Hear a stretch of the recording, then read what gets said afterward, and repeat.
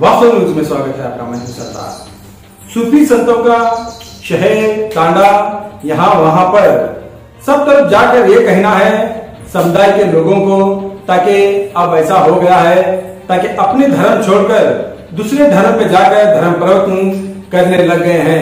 अब तो ये सोच समझकर सभी सूफी संतों ने अपने अपने जाति धर्म के लोगों को ये कहने लग गए ताकि ऐसा करना, अपना संस्कार अपना धर्म ये छोड़कर दूसरे धर्म में जाकर इस तरह यानी कि कन्वर्ट होना दरअसल एक गलत है। अब तो इन्होंने कहीं जिला में, कहीं तालुका में, कहीं छोटे मोटे तांडा गांव शहर में सब घूमकर इन्होंने अपना धर्म क्या है, संस्कार क्या है, हिंदू धर्म क्या है, ये सभी लोगों को समझाते और विजयपुर शहर में यहाँ पर एक प्रेस मीट किया गया ताकि यहाँ पर भी प्रेस मीट के जरिए यानी कि सब धर्म के लोगों को ये समझाने लगे ताकि कुछ लोग है अपना ही धर्म छोड़कर दूसरे धर्म परिवर्तन करते हैं, कन्वर्ट हो जाते हैं, ये दरअसल गलत है। अब तो यहाँ पर ऐसा होने लग गया है ताकि क्या इस धर्म छोड़कर दूसरे धर्म में ऐसा क्या है, तो सरगी साईं बाबा सबको यही कह गए हैं सबका भगवान एक ही है। अब तो यहाँ पर ये शिकायत कर रहे हैं ताकि अपना ही एक धर्म छोड़कर दूसरे धर्म में कुछ लोग जाने लग गए हैं। अब तो यहाँ पर कुछ लोग सूफी संतों के छोटी सी बात नहीं टाल सकते ताकि सूफी संतों का ऐसा होता है उनके ही मार्गदर्शन पर, उनके ही नक्श कदम पर कुछ धर्म के लोग चलते हैं, मगर आज ऐसा हो गया है वही धर्म के लोग आकर अपने अपने गांव को शहर में घूमकर बताते हैं। तो सोचो कितने धर्म परिवर्तन करने हैं लोग और कितने कन्वर्ट होने लग गए हैं और ना जाने अपने धर्म पर ही अपनों को खुद भरोसा नहीं है, शायद ऐसा लगने लग गया है। ताकि आप तो यहाँ पर सूफी संतों का सीधा सीधा यही कहना है ताकि अपना धर्म अपने को श्रेष्ठ होता है, अच्छा होता है, अपना धर्म अपने को सबको ही अच्छा लगता है, मगर कुछ लोग अपने ही धर्म छोड़कर दूसरे धर्म पर जाने लगे हैं। ये समझो कितना कर्म होने लग गया है। अब तो सूफी संतों का अपने मठ में, अपने जहाँ पर अपनी पूजा पाठ करते हैं, जिस मठ में हो या मंदिर में हो, किसी शिवालय में हो, वहीं पर ही जाकर प्रवचन कर समझाना है। मगर आज का जमाना ऐसा आ गया है खुद अपना ही मठ, अपना ही धर्म संस्कार जो भी करना है वो छोड़कर लोगों के पीछे लग गए हैं ताकि दूसरे धर्म में जाने के लिए ये अच्छी बात नहीं है। अपना धर्म छोड़कर अब देखो कितना कैसे समझाए लोगों को। खुद अपने मठ छोड़कर शहर शहर गांव गांव घूमकर कहते हैं तो क्या इतना कमजोर हो गया है क्या अपना धर्म, क्या इतना क्या हो गया इस धर्म को, क्यों ऐसा करने लग गए हैं लोग। सूफी संतों की भी बात नहीं मानने लग गए तो सोचो कहां से कहां आ गए धर्म और कर्म की बातें।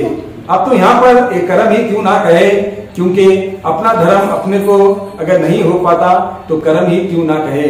अब यही कर्म और धर्म के ऊपर क्या कहते हैं सूफी संत, उन्हीं की जुबान से सुनाएंगे एक रिपोर्ट में।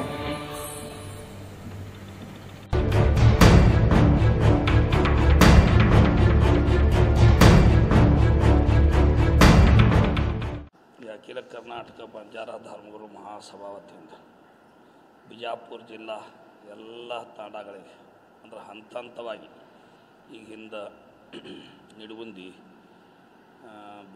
ಬಾಗೇವಾಡಿ, ಕೋಲಾರ ಅಲ್ಲಿ ಮುಗಿಸ್ಕೊಂಡು ಈಗ ನಾವು ಬಿಜಾಪುರ ಸಿಟಿ ಹಮ್ಮಿಕೊಂಡಿದ್ದೀವಿ। ಹಂತ ಹಂತವಾಗಿ ಎಲ್ಲ ಕಡೆ ಬಿಜಾಪುರ ಈ ಯಾತ್ರೆ ಹೊರಟಿದ ಇಷ್ಟೇ ಉದ್ದೇಶ, ಆ ತಾಂಡಾದ ಮುಗ್ಧ ಜನರು ಅವರಲ್ಲಿರ್ತಕ್ಕಂಥ ದುಶ್ಚಟಗಳನ್ನು ಮೊದಲು ಬಿಡಬೇಕಂಥೇಳಿ, ಅವರು ಕುಡಿತದಿಂದ ದೂರ ಇರಬೇಕು, ಇಸ್ಪೇಟ್ ಆಡೋದು ಇರಲಿ, ಏನೇ ದುಶ್ಚಟಗಳಿದ್ದರೆ ಅದನ್ನು ಬಿಡಿಸೋದು ಮೊದಲನೇ ಆದ್ಯತೆ ಅಖಿಲ ಕರ್ನಾಟಕ ಬಂಜಾರ ಧರ್ಮಗುರುದವರಿಂದ।